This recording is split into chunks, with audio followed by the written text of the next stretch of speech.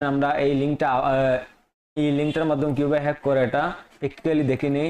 এই লিঙ্কটা আমরা কপি করব, কপি করে আমরা ফেসবুকে যাব। ফেসবুকে গিয়ে এই আপুকে ধরেন, এই আপুকে আমরা লিঙ্কটা প্রদান করব।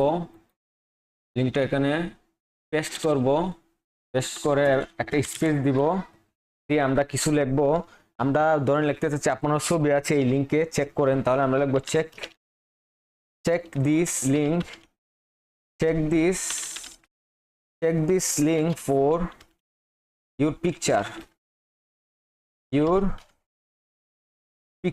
মানে আপনার কিছু পিকচার আছে এটাতে, এটা চেক করেন। আমরা এন্টার দিয়ে লিঙ্কটি পাঠিয়ে দিয়েছি।